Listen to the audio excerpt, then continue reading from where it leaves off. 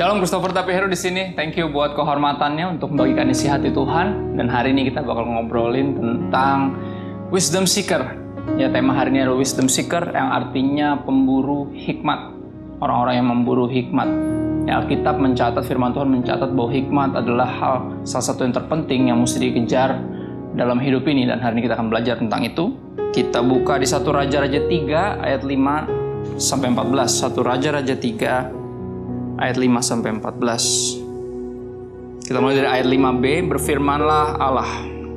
Dan di sini dikatakan di dalam mimpi, Tuhan berbicara kepada Raja Salomo di dalam mimpinya. Berfirmanlah Allah, mintalah apa yang hendak kuberikan kepadamu. Artinya sederhana.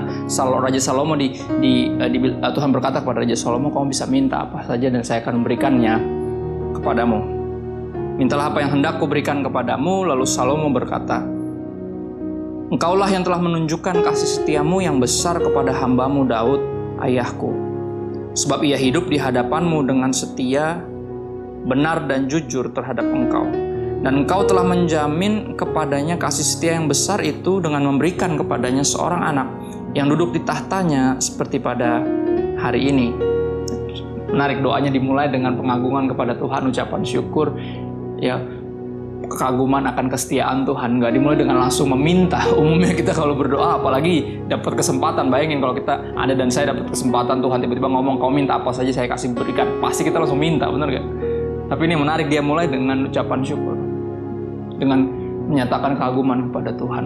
Harus mulai menyadarkan dirinya, dia lagi berbicara dengan siapa yang sedang berbicara dengan dia, yaitu Tuhan semesta alam. Ayat 7, maka sekarang ya Tuhan Allahku, engkaulah yang mengangkat hambamu ini menjadi raja penggantikan Daud ayahku. Sekalipun aku masih sangat muda dan belum berpengalaman.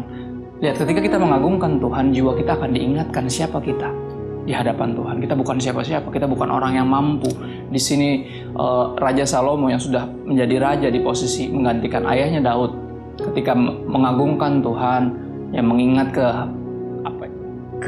luar biasaan ayahnya, sebenarnya dia menyadari bahwa dia bukan siapa-siapa. Dia dibilang di sini masih sangat muda dan belum berpengalaman.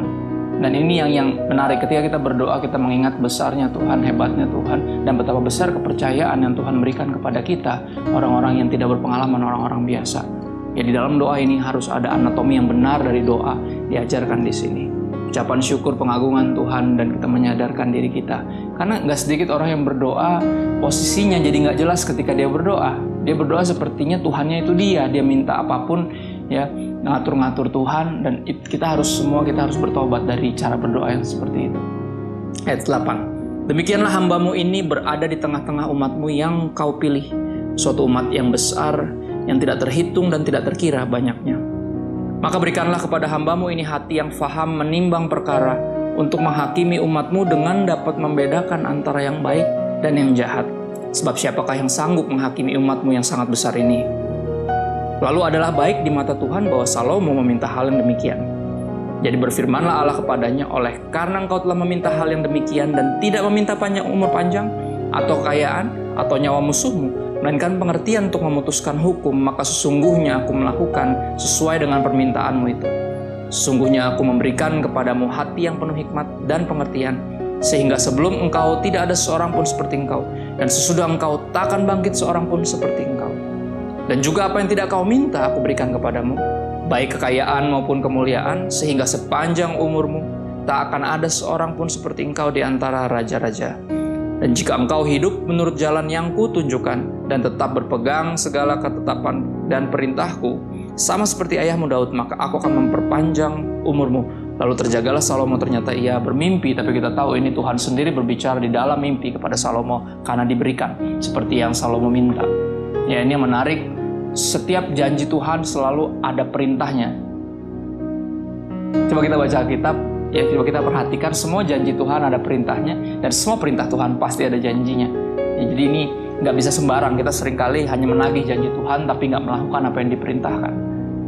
Atau sebaliknya, kita ngerasa suka cuma diperintahin, sepertinya kita cuma diatur-atur, padahal kita lupa ada janji. Artinya Tuhan berkenan, Tuhan menyertai, Tuhan melindungi, Tuhan memampukan. Kita nggak disuruh melakukan itu sendiri, ya, dengan kekuatan kita sendiri, tapi bersama dengan Tuhan.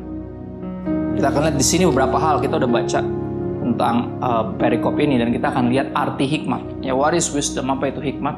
Yang pertama, hati yang faham menimbang perkara.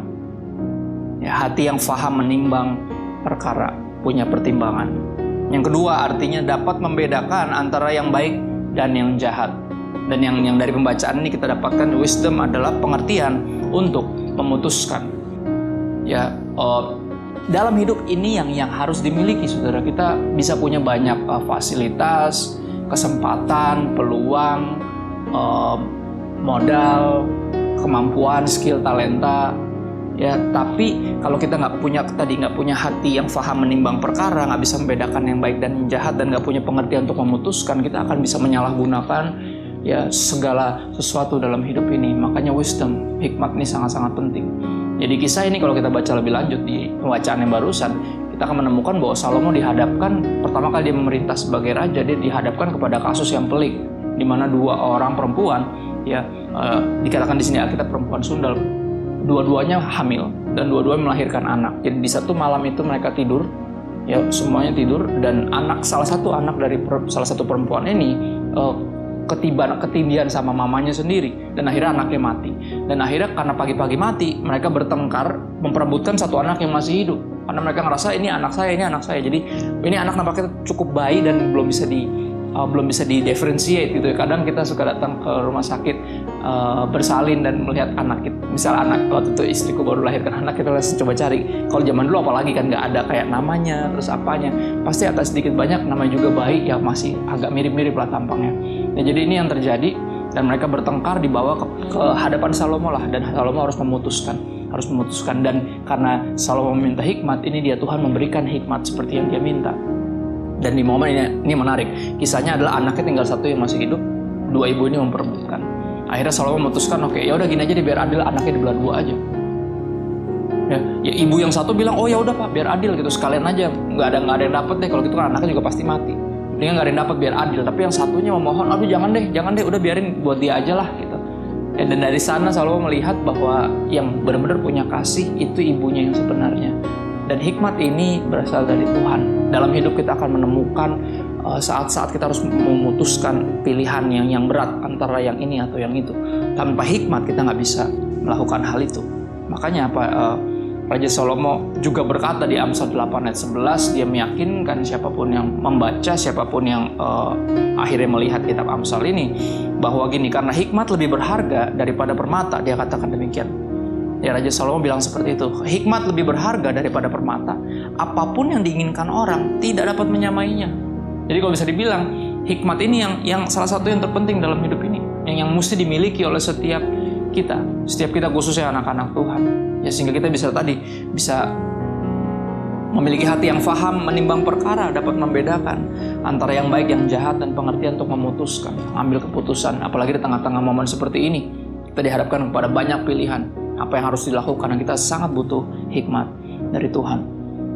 Ya, dan dikatakan demikian juga kita belajar bukan hanya arti hikmat dan kenapa hikmat itu penting, tapi juga gimana cara mendapatkannya. Itu ya pertanyaan yang mesti dijawab ya dari pesan hari ini. Itu yang saya rindu bagikan. Ini yang saya rindu bagikan kepada Anda. Di Ayub 12 ayat 12 sampai 13 dikatakan seperti ini. Konon hikmat ada pada orang yang tua, dan pengertian pada orang yang lanjut umurnya. Kita biasanya semakin dewasa, semakin tua, semakin berumur, semakin punya pengalaman dalam hidup, semakin berhikmat. Oke, konon hikmat ada pada orang yang tua dan pengertian pada orang yang lanjut umurnya. Tetapi pada Allah lah hikmat dan kekuatan. Dialah yang mempunyai pertimbangan dan pengertian. Jadi katakan tapi kenyataannya ya pada Tuhan lah, hanya Tuhan yang memiliki hikmat dan kekuatan dan mempunyai pertimbangan dan pengertian. Kita hanya bisa meminta kepada Tuhan. Ya, meminta kepada Tuhan. Hanya berasal dari Dia ternyata hikmat, bukan berasal bisa kita dapatkan dengan cara belajar atau ngobrol sama orang-orang yang lebih senior. Itu kita bisa dapatkan nasihat dan segala macam, tapi hikmat yang sejati berasal dari Tuhan. Ya, makanya Salomo juga berkata bahwa dia bilang kayak gini, takut akan Tuhan adalah permulaan pengetahuan, tapi orang bodoh menghina hikmat dan didikan. Jadi dimulai dengan rasa hormat kepada Tuhan, kagum kepada Tuhan, rasa segan kepada Tuhan. Ya, takut akan Tuhan. Dimulai dari situ.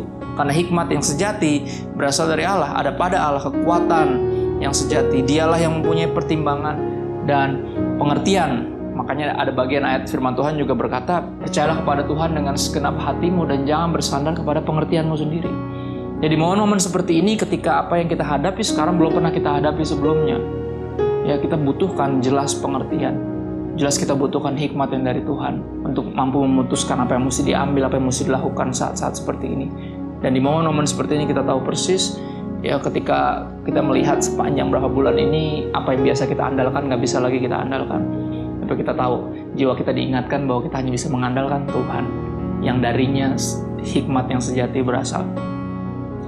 Saya akan tutup dengan ini, Kolose 3 ayat 16 sampai 17. Kolose 3 ayat 16 sampai 17. Tentang bagaimana cara mendapatkan hikmat. Ayat 16 dari Kolose 3 dikatakan seperti ini.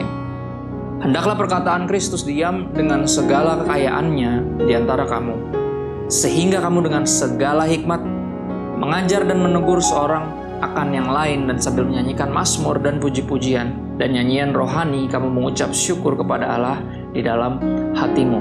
Dan berarti berasal dari mana hikmat itu? Dari perkataan Kristus, firman Tuhan. Ya, firman Tuhan adalah pelita bagi kaki kita dan terang bagi jalan kita. Dan ternyata juga adalah sumber hikmat. Firman Tuhan jadi manusia, namanya Yesus. Artinya apa? Kita harus sungguh-sungguh berpegang pada firman Tuhan, karena dari sinilah, dari Dialah, dari Tuhanlah hikmat kita berasal. Hikmat yang sejati berasal. Di luar dari itu hanya mengandalkan pengalaman, bahkan pengalaman orang lain. Tapi yang kita bicarakan di sini adalah hikmat. Hikmat yang dibutuhkan, bukan kepandaian. Karena gini, orang-orang yang jahat, para penjahat juga pintar-pintar, saudara. Jadi nggak bisa kita hanya dengan sekolah atau menjalani hidup jadi berhikmat. Kita harus meminta kepada Tuhan, sang sumber hikmat, yang ternyata hikmatnya berasal dari firman-Nya sendiri. Ya, biar firman, perkataan Kristus diam di dalam kita, diam di antara kita dengan segala kekayaannya, sehingga kita punya hikmat. Ya, kita memiliki hikmat yang sejati. Ayat 17. Dan segala sesuatu yang kamu lakukan dengan perkataan atau perbuatan, lakukanlah semuanya itu dalam nama Tuhan Yesus, sambil mengucap syukur oleh Dia kepada Allah Bapa kita. Hikmat memampukan kita melihat bahwa kecakapan kita dalam hidup ini, segala suatu kesempatan, peluang, ya apapun yang dipercayakan oleh Tuhan, ini berasal dari Dia. Sehingga kita hanya bergantung dan punya kecenderungan yang jelas hati kita untuk mengandalkan Tuhan dan bukan kekuatan kita sendiri, bahkan pengetahuan kita sendiri. Ya, dengan pemahaman kita sendiri, tapi sungguh-sungguh bergantung kepadanya.